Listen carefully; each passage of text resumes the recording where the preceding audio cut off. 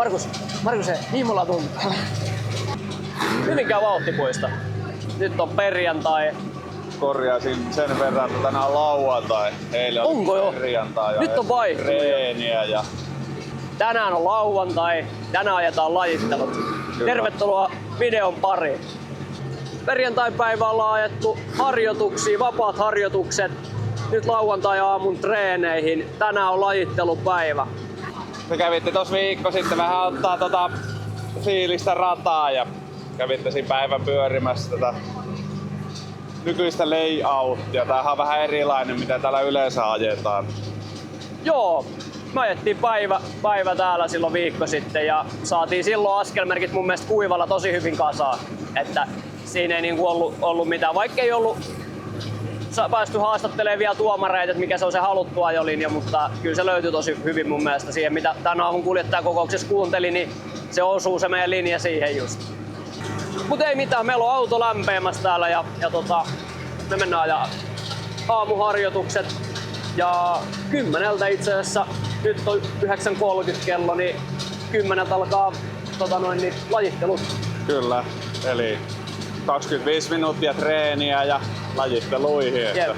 Et me ollaan nyt kolmosryhmässä treenissä, niin me ajetaan just ennen lajitteluja vielä se viimeinen reeni.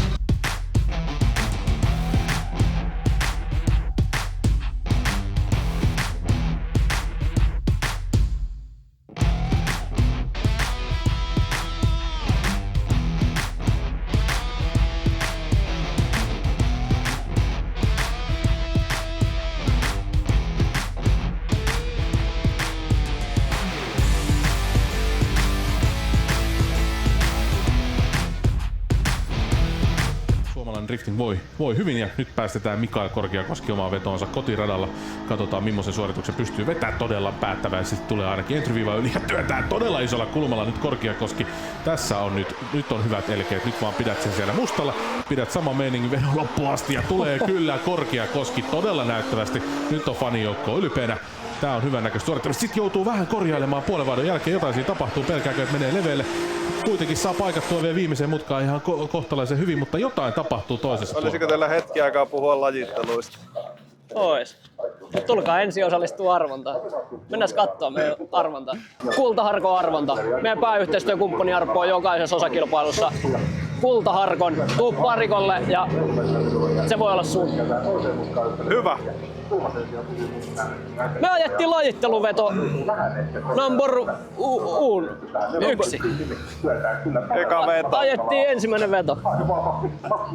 Miten se eka veto meni? Eka veto meni. Siinä oli toisille vähän sattu huonoa tuuria ja vesisadetta, mutta meillä oli kuiva keli ja lähdettiin työntämään kuivaa keliä. Mielestäni meni aivan hyvin. Muutama pikku virhe oli, mutta 7.6 ja ollaan sillä jo kisassa mukana, että se on niinku tyydyttävä suoritus ekalta. Nyt seuraavaa siivotaan virheet ja painetaan sinne jonnekin. Eikä me nyt koitetaan Mattila ohi päästä, niin Totta kai. siinä on hyvä tähtäimen paikka. Sitten Mikael Korkeakoski, hän on tällä hetkellä siellä 29, on kuitenkin varmasti mukana huomisessa. 76 pistettä ekalla vedolla. Muistan siitä sen verran, että joku pieni hässäkkähän siellä oli keskellä vetoa, mutta katsotaan miten nyt sitten toinen veto tulee sieltä. Ainakin kulma on todella pysyvä, todella hyvän näköinen linja. Osuu myös sieltä puolenvaihtoon todella määrätietoinen. Aivan siitä kanttikiven yli hyppää käytännössä auto ja isolla kulmalla työntää Korkeakoski. Nyt on lajitteluvoitto kiikarissa, nyt haluaa Korkeakoski onnistua ja tähän mennessä näyttää kyllä todella hyvältä. Se oli tuohon tippiin tullessa ekalla vedolla, mikä oli se ongelmapaikka ja nyt se paikattiin ja kyllä tulee komian näköisesti Korkeakoski kättä yhteen. No sieltä seuraava kärkisuoritus tauluun. No niin, pikkuveli, kerrohan fiilikset. Nyt oli hyvä veto. Eikö vaan? Kyllä, se olla ylpeä. No niinpä.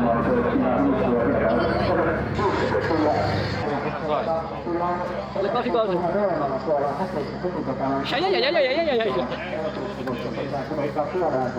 Joo.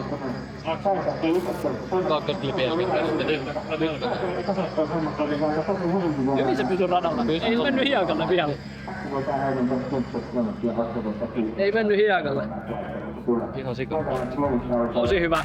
Nyt sai pidettyä ne rundit ylhäällä koko ajan. Auto suppas koko ajan. 8.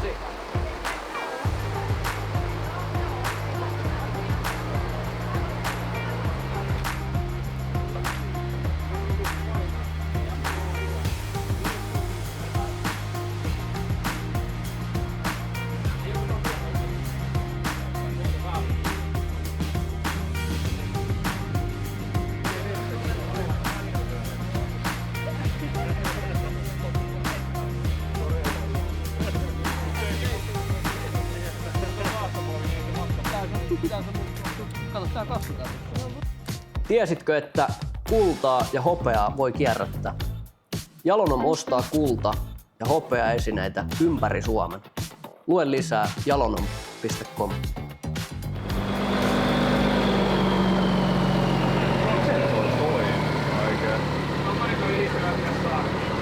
Jollain hän joutuu nostamaan auton tuohon kulmaan. Puhutteleeks? On julma. Mun talviautoille tommonen. Ahaa, aika kovaa jos. Se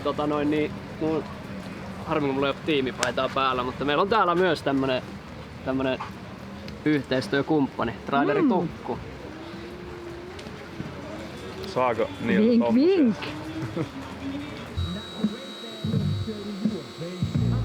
Why's your face red? Man, you wasted. Well, since age 12, I felt like I'm someone else, cause I hung my original self. Missä sä oot ajanut, kun on näin likainen? Missä ralleissa sitä on käyty? Kävikö rallycross-radalla? Yritin päästä sinne asti. Vito yllätti autoilijat ja pysyttiin silti siinä mustalla. Jep. Mun vaikka siinä mustalla on pysynyt, niin tää hiekkavarikko tekee aina tämmösen Joo, ja sadekeeli. pienen. Joo, toinen lajitteluveto pitkän odottelun jälkeen siinä niin kuin se tähän lajiluonteeseen kuuluu. Niin toinen veto 88 pistettä ja sija 8. 8 sija, joo. Sama kuin Oulussa. Ja me päädyttiin sillä sunnuntain ajoihin vasemman puolen kaavioon ja siellä on käytännössä sama kattaus kuin oli Oulussa meitä Kyllä. vastassa. Se on hyvä, että siellä on tuttuja hyviä kuskeja vastassa, niin pääsee oikeesti taistelemaan. Nyt on pesuvuoro.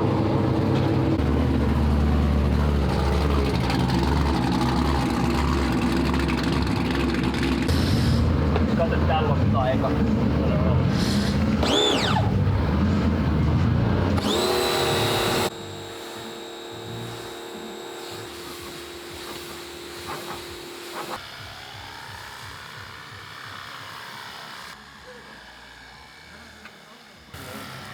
Tommonen se oli eilen.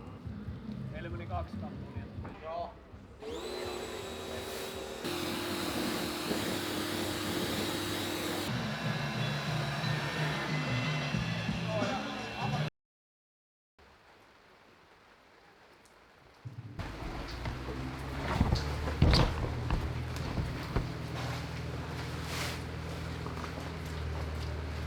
Huomenta. Sunnuntai-aamu Hyvinkäällä ja vettä sataa. Taivas on harmaa ja ennustusta en oo uskaltanut edes kattoa. Vaivaa, että pätkähti. Ja eikä kannata katsoa sadeennustetta. Niin mä käs luulee, että juon kahvit ja mennään ohjaajakokoukseen ja ruvetaan sitten katsoa, että miltä maailma näyttää. Se on varttia aikaa vielä jotenkin päästä kärrylle tästä maailmasta. Semmosta. Rajua rallia tämän. Mukavaa hommaa tää loppupeleissä. On tämä. Mut nyt ei mikään muu vahvuusalue oo. Että tänne jollekin muulle. Mut ajetaan nyt kuitenkin. Niin jo. Mitä se eilinen ohjaajakokous? Spotteri ei näkynyt ollenkaan ja kuski siinä 5 yli vetäisi niin housut jalkaan ja juoksi sinne. Kuuntelee, että mitä on sanottavaa. Hyvinhän se meni, kun saatiin lajittelussa verran pisteet. Niin. Oli joku haisu, että sitä tehdä siellä radalla. Jotain jäi mieleen. Niin. Mut joo. Ois se hyvä niin se olla paikalla ihan ajoissakin. On joo. Eikä myöhään myöhässä. Näin se on. Nyt otettu uusi lähtö. Kyllä.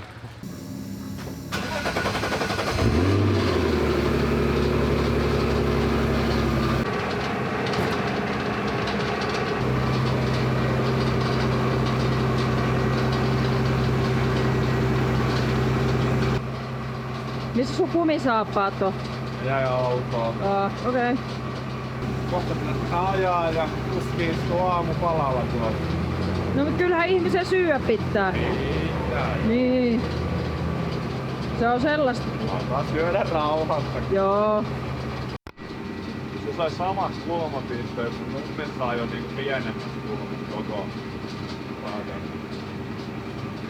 Pakketaan ainakin kulman korjailu, ettei tavallaan niinku absoluuttinen kulma ei oo se.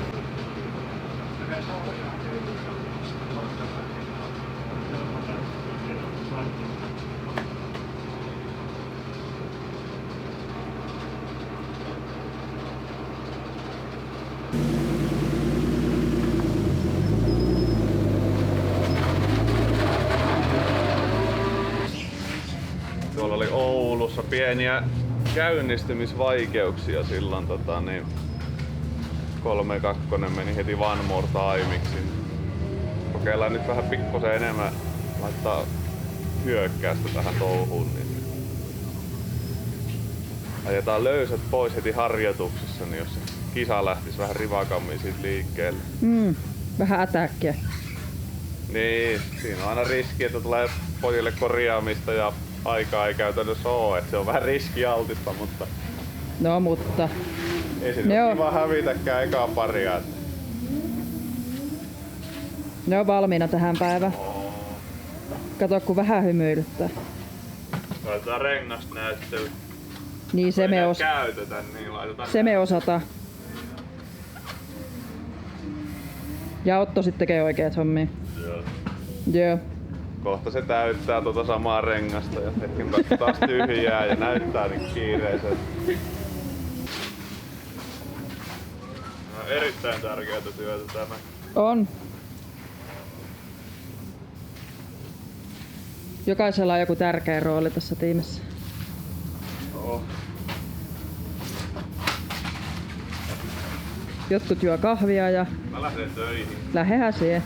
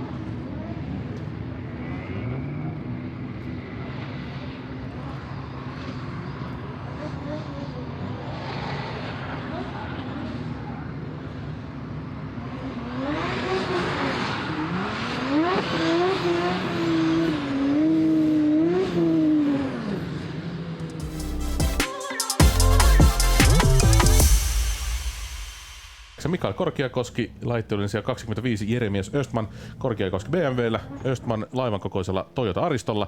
Katsotaan miten Korkeakoski sieltä lähtee omaan liiniinsä, miten Östman pystyy sitten perässä pysymään. Pienellä kulmalla tulee Östman entryviiva yli.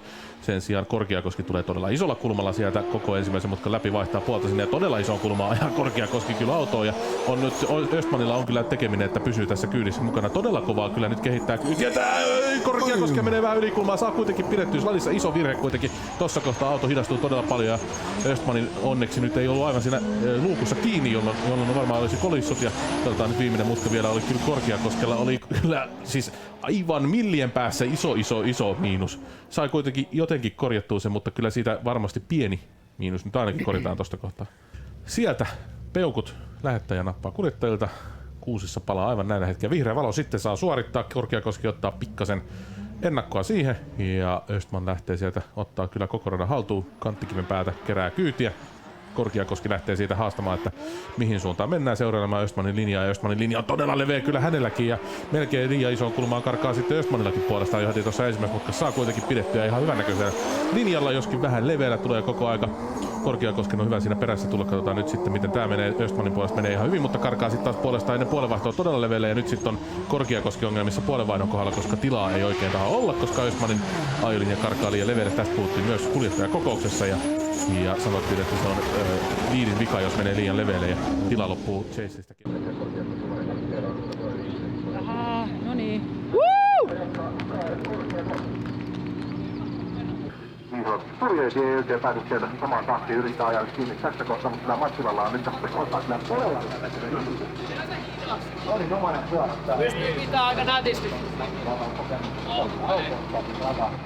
Ja värähtä kelittäkin aika paljon. Sitten taitais Noni odottelu olla. Joo, nyt saa hetken ottaa huiliin.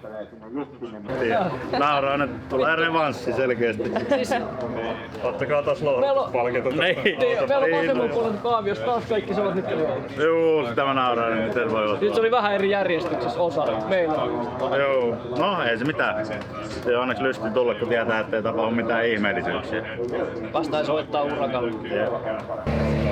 No ei mitään. Vedetään hyvät vedot, katsotaan kumpi vie.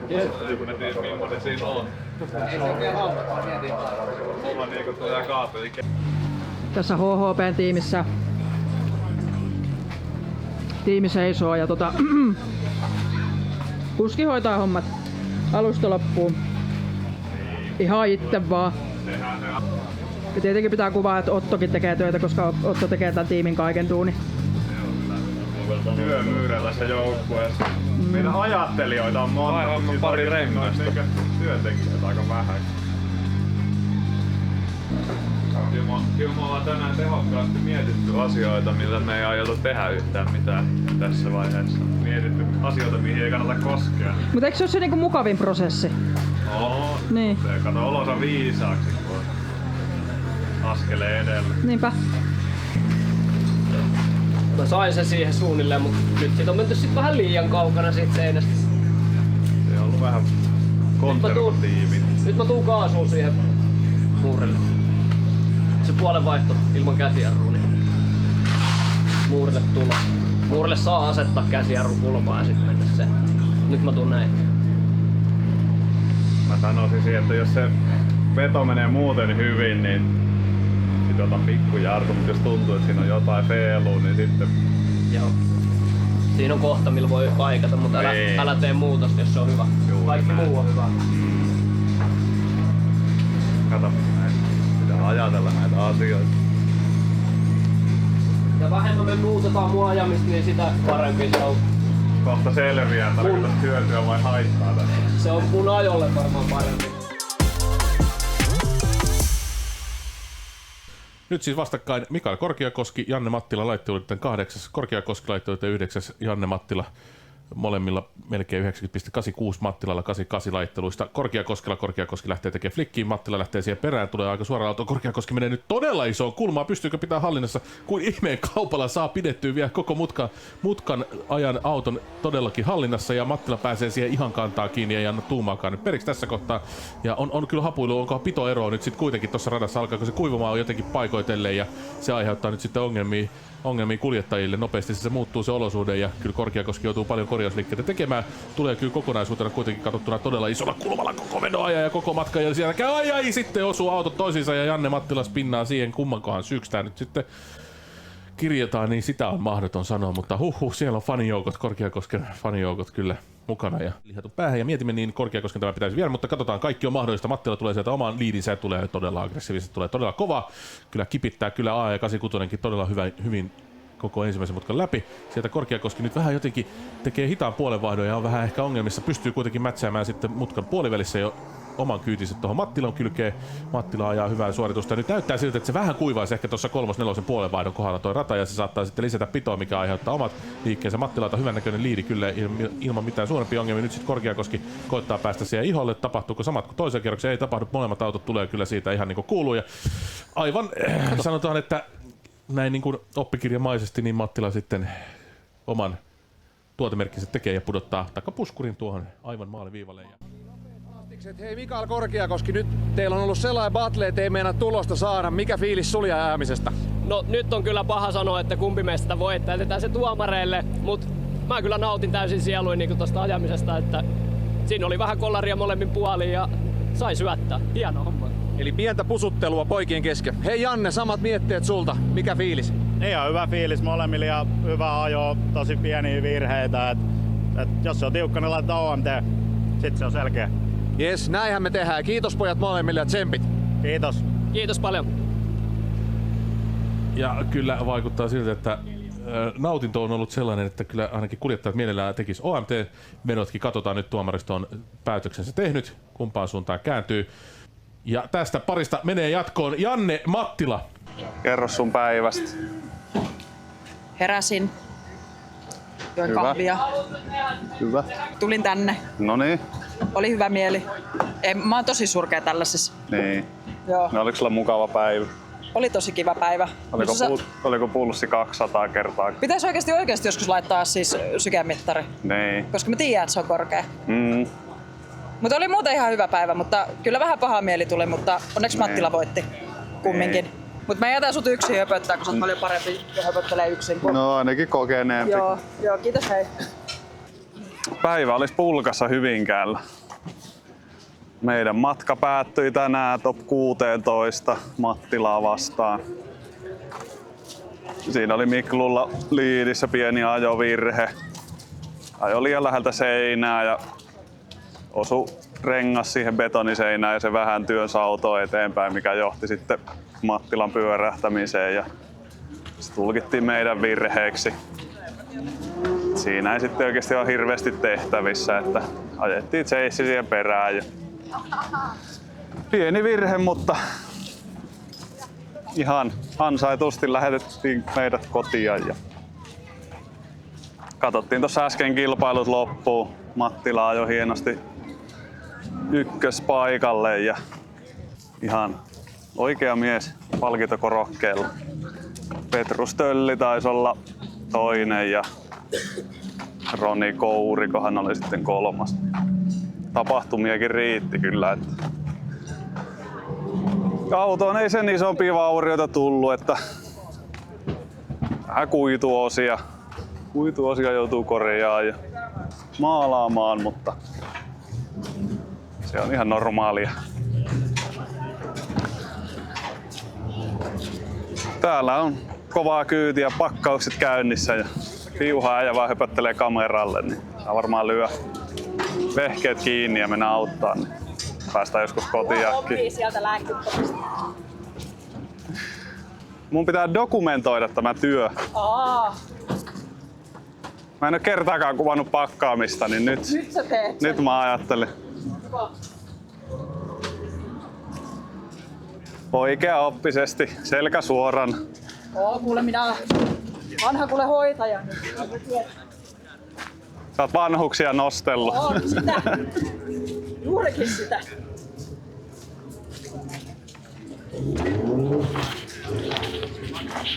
Fanijoukotkin oli koko päivä ahkeran. Ikuinen edustus. Voittaja sydämessä. Kyllä.